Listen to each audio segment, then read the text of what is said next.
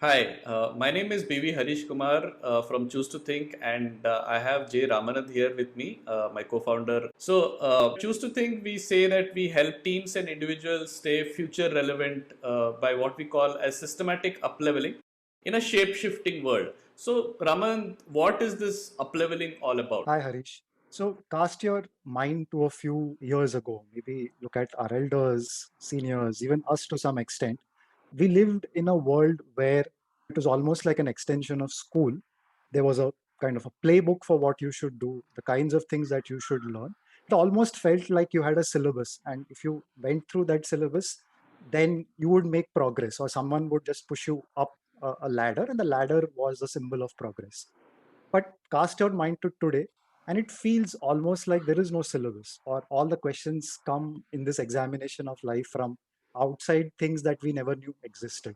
So, in fact, I like to think of it as being a student in a post 2020 world. Your exams have just been suddenly cancelled or postponed. There's a lot of uncertainty. But does that mean that you haven't learned anything of value? If you only studied for the exam, then perhaps yes.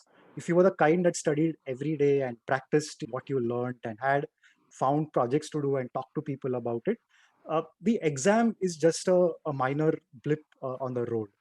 So, if you now cast that analogy back at us, when we talk about upleveling, we mean that there is always the next level that will keep us future relevant. But today there are multiple paths to those levels, and the levels are very differently defined. So your next level could be very different to mine, and therefore, what we call relevance is now become very multidimensional. That future relevance is always shifting because the world is shifting. So each time we kind of look outside, it looks like something has changed, and it's not quite clear what we should do next. So, what this calls for more than anything else is not a syllabus or not a playbook, but a mindset which we call the upleveler's mind. I think that's a fair description of what we talk about. But when you say upleveler and upleveler's toolkit, is it like a quiver of arrows with each arrow being the same, or is each one a different kind of an arrow that we're talking about? That's a good place to start. So, I think we should take a cue from the world of investing and see how people can look at portfolios, look at getting information from diverse sources, keeping options open, managing risk. So think of our quiver as something that we have a bunch of arrows, and we don't want to bet everything on one arrow or just the arrow as a weapon, because the arrow could be obsolete tomorrow. So we want to amass knives, we want to have armaments, and then at the risk of becoming too violent, we want to have a variety of these quiver-like elements in our arrow, because we honestly don't know what we are going to need tomorrow. And we also don't know when that arrow that we thought had gone obsolete might come into fashion. So the idea is to amass these different mental models, frameworks, best practices, tactical things that you may have seen a friend use in his own situation, to collect all of them. So what a Uplevel does best is to have these constant conversations, do a lot of cross pollination, be very reflective, be very curious. And it's the coming together of years of exposure to new ideas, reading, learning, applying them, which will actually help you create that new age quiver. Right. And I'm guessing, since you mentioned armament as well as an arrow, there's both a question of defense and offense in what we're talking about, right? Absolutely. So depending on your, as you say, risk appetite, you might want to be more defensive or offensive. But the very fact that we can call on these metaphors, or we can apply these different lenses to understand the world, is an example of what we are talking about when it comes to an upleveler's mind. So, Ramanand, you mentioned that the syllabus has changed, or in fact, there is no syllabus these days, right? So, whether it's for an individual who wants to learn or who wants to stay away from, say, mainstream media and away from toxic content that he or she is reading on Twitter and WhatsApp, to say how teams get together and are also orchestrating serendipity, all of that has changed. Do you think that's one reason this whole changing of everything around us has triggered the need for having that upleveler's mindset? I honestly believe that if you waited for this kind of urgency, then you haven't understood the upleveler's mindset. This is something that you should be anticipating, these kinds of changes, not the exact change, but the fact that there will be some form of change. And I think the events of the last couple of years have borne that out. whether it is in terms of having those mental models already loaded in your head and having ruminated over it. And a lot of thinkers, they've been there. It's our failing as students that the teacher has not appeared in front of us.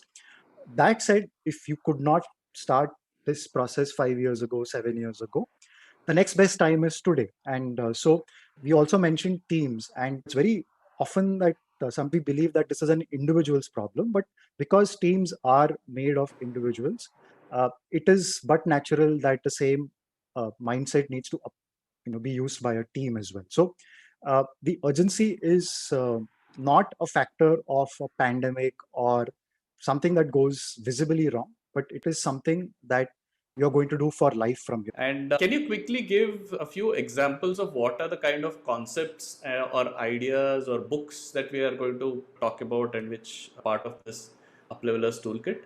So we like to think of them as levers, mind levers or smart levers. These are things that give you leverage over different kinds of situations.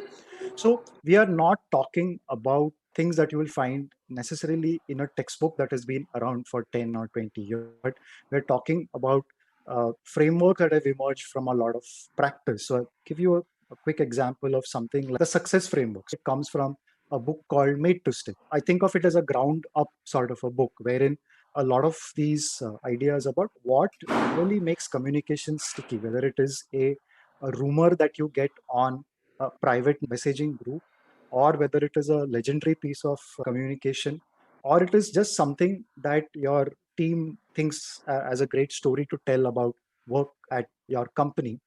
All of these have something in common, and the success framework is something that captures that stickiness, what makes this piece of communication sticky. Now, on the other hand, there is a book like Checklist Manifesto, which talks about the importance of building checklists and systems. They have saved lives, they have helped planes fly. So, surely they can help us do our jobs better. So, once you open this kind sort of upleveler's box, then you realize there are a lot of interesting ideas which are in books waiting for us to read. Then they're all interconnected in multiple different ways. So, for example, another framework comes from a book called Switch, and it talks about the role of habits, which comes from a lot of literature around habits. So they're all interconnected in multiple interesting ways. And once you have this quiver with you, when you set off into the future, which is often been described as being a foreign country of sorts, what happens is that you're going to dip into this and you're going to try and see what can help you unlock this foreign country. All right. So that's very interesting, Ramanand. So what we'll be doing over the next few episodes is try to go deeper into each of these books, try to uncover some of these ideas, concepts, frameworks, and try to understand how this can help others, how this has helped us, and why is it such an important part of the Uplevelers toolkit. So looking forward to it.